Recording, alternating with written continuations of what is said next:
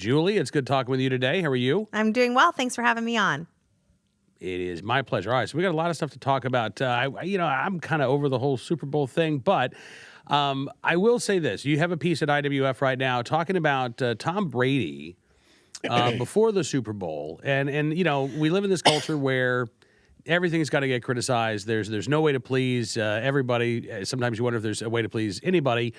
So one of the things that we were upset about collectively last week, some of us anyway, Tom Brady kissing his son on the mouth. Julie Gunlock, Tom Brady kisses his son on the mouth. Aren't you outraged by this? So outraged. There's one of my faces again. I can't control my face when there are stories like this. I'm just gonna head desk at some point. I'm just gonna throw my head down on the desk. Go on. Let me quote from your story for a second.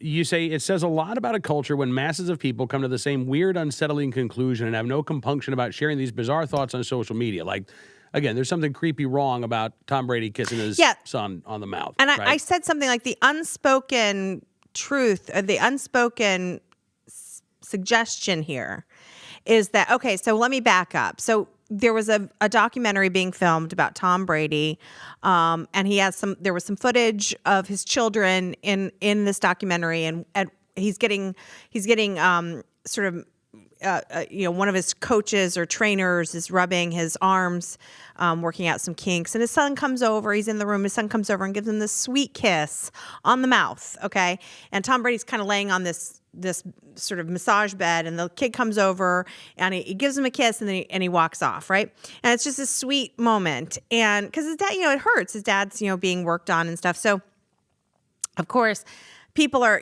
on Twitter there's this sort of narrative of ew, ew, ew. He kissed his son on the mouth, and so in doing this, in writing this, I had remembered that this has happened before. Last year, it was the Beckhams, Victoria and David Beckham, were on social media and posted pictures of them kissing their 4-year-old daughter, and people exploded at that. And I've seen other people writing sort of, hey, do you actually think that kissing your kids on the mouth is like a bad thing, which is astonishing to me. I mean, get your minds out of the gutter. What is wrong with people? Because as I said in my piece, like this unspoken truth here or suggestion is that it was a sexual kiss. It wasn't a kid and parent kiss, a sort of maternal, paternal kind of loving, nurturing cuddle and kiss. It was something sexual, which is just ridiculous and weird. And honestly, that line that you wrote is, people have no compunction about sort of, venting their spleens all over social media, making these really sick suggestions about a totally innocent and sweet moment between a son and a father, or a mother and a daughter, or vice versa. So it bothers me so much. But I know I'm rambling, but can we also talk about why are these people on social media? I mean, if I were that well known and I had people out there who thought that they could comment on my life, it just is. It truly is amazing. Is it not amazing to you that these people who are very famous and actually, they deal with like the creepy factor of fans? Why are they on social media? I don't understand. It's not like they're one of these social media stars, like a YouTube star. Like that's their income. I don't get it. Anyway, it's both disgusting what happened to Tom Brady. I felt very bad for him and his family, but also I don't quite understand why people like this get on social media. Okay, well, I'll take the second part of your rant first, and then Let's I'll go unpack back this. here. So, yes. All right, we'll put this box over here. So I think, first of all, I don't know. They may have social media accounts. I don't know if they're actually the ones staring at their phone, right? I imagine many of them have somebody who is actually handling their social media for them. So they don't actually have to expose themselves to, everything that they do being criticized by oodles and oodles of people. As to the first part, the who are these people criticizing? I do wonder, like, how many of them are actually parents themselves? Yeah. Because that certainly seems to be a phenomenon here. I know nothing about this subject, but let me opine about why I'm right. See that all the time now on social media. So, I mean, as a father of 5, first of all, every kid's going to be different, right? There might be one of your kids might love to cuddle. Another one might be, I don't really like to be touched, right? And you as a parent understand that, and you adapt. But I will say that once your kids start getting into those preteen years, you know this well, Julie, any sort of affection from your child is fantastic, right? Right. Because they are starting to separate. They are starting to move away. They want their own space. They want to become their own people. And, my kids, my youngest, are going to be 13 next month, which still blows my mind. Yeah. And I love the fact that my 12-year-old son will come up and give me a hug. We hug goodnight. Do the same with my daughter. We're not lip kissers, but we're just not. But that doesn't mean that, there's anything. What is wrong with you? Why don't you kiss your kid? Do you not like your kids? You're obviously a very distant father. Listen, I have to give them something to complain about in therapy years from now. All right. So there it is. There's the one thing that they get. Look, I have to correct you on one thing. I am looking forward to my children maybe wanting a little distance. They are not there yet. My youngest is 7. My oldest is 11. And I get so many cuddles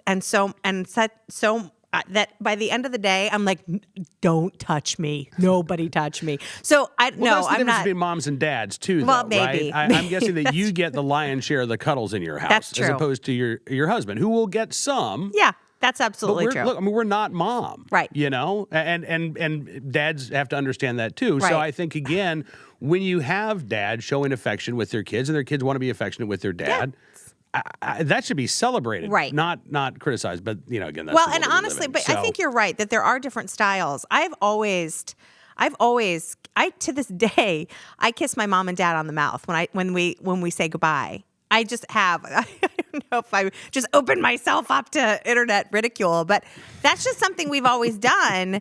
And my kid, we're mouth kissers. and I mean, when I saw this is the weirdest interview I've ever done.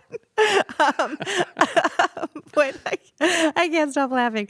Anyway, tell me more about your father, Julie. Tell me more about the father in the mouth that kisses. I'm so uncomfortable all of a sudden. Actually, that went from Freud to Mario over the course of a sentence too. So there you go. I'm sweating. Anyway, but I think. But when I saw this, Tom Brady, and then I researched all the other criticism people got, I thought, this is just truly strange. But again, I think that I'm able to appreciate different styles of parenting. One parent might be a little bit more hands off and might not want to do that, and might just have different. I mean, I'm the type of parent I am because I learned from my parents, and so again, this is just a very modern phenomenon of constantly judging people.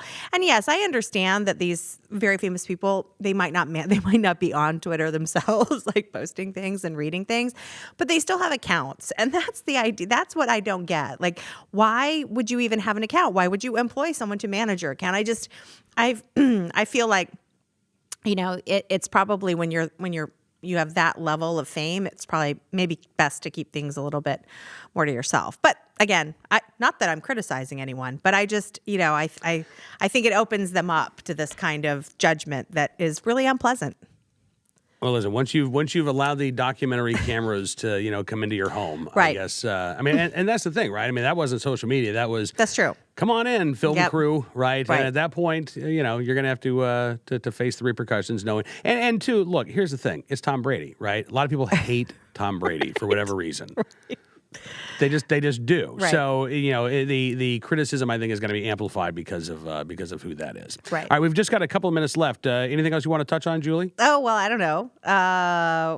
Let's see. Well, the Canadian Prime Minister, Justin Trudeau, mansplaining to a woman in the audience who was asking a very good question about charitable organizations and how they improve mankind. And he interrupts her before he even gets to the really kind of interesting question she was asking. He interrupts her and says, let's not say mankind. Let's say people kind or humankind. I can't remember which one he said.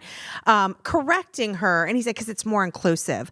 I mean, someone might want to explained to Trudeau that women have more important things to worry about than, the word mankind. And also how rude that is. How rude that is to do that. She was a young girl who was asking a question. I'm sure it's very nerve-wracking for her. And so I just found that kind of nauseating for him to do that. Sort of the language police, the word police. He is a caricature of a liberal at this point. It's been good actually to see him get a little bit of abuse on Twitter. In that case, I approve of that kind of criticism on Twitter. Yeah, people kind, by the way, was the phrase that pays there. He didn't even want humankind. I mean, what did he? No, I mean, I'm sure there was something loaded about the word human too. I don't know. Hello, man, right there. HU man. True. Hello, Julie. Human. Do I have to mansplain this to you here? Yes, you do. Obviously. Thank you for that. Person kind, people kind. Thank you for making me more woke. Thank you. You are welcome. You are welcome. I am your personal alarm clock right here just to make you woke. Yes.